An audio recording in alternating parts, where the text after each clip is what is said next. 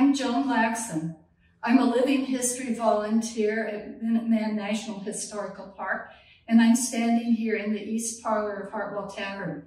I'd like to tell you about funeral practices in colonial America, and in particular how the American Revolution had an impact on them. Even funerals became political statements. The Puritan, grim version of funerals had changed dramatically by the beginning of the 18th century. The population had grown, wealth had increased, and material consumption was increasing. Goods were imported from England, and they were very popular. And funerals reflected all of this. They became more visible, much noisier, and very elaborate and expensive. The most visible part of the funeral was the procession.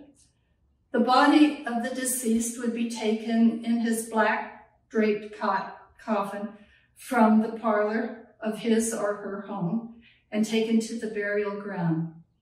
The family might outfit dozens of people, family members, even apprentices, with enough cloth to make mourning clothing, black suits and gowns. Pallbearers could not be members of the family, but they needed to be distinguished. And they were given 4 to 5 yards of very fine black material to drape about them in sashes. As the funeral processed, it might be accompanied by the ringing of church bells, perhaps up to 100 times. The family would pay for this as well as the firing of muskets and cannons. And expensive mourners would be invited back to the house for a huge feast accompanied with tobacco and pipes and copious amounts of liquor.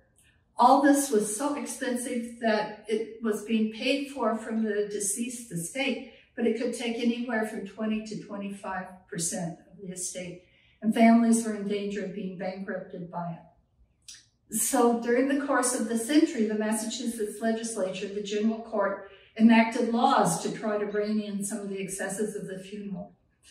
When they outlawed the use of these black scarves as gifts, people said, no problem, we'll give other gifts, and the laws were ignored. People gave gold and enameled rings, which were half the price of a scarf. Another very common funeral gift, which was given as an invitation, were gloves, very much like this pair. They'd be given to everyone, even the children, and they became a source of income for the minister. One minister recorded that during his lifetime, he had received 3,000 pairs of gloves, which he sold to augment his poor income.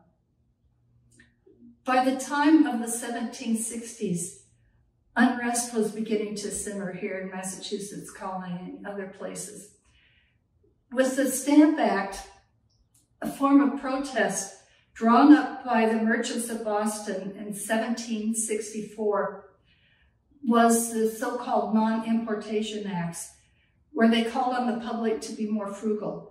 The huge bales of material for mourning clothing were banned, and so dress became more like what I'm wearing. Everyday dress with some symbols of mourning like armbands and other types of black.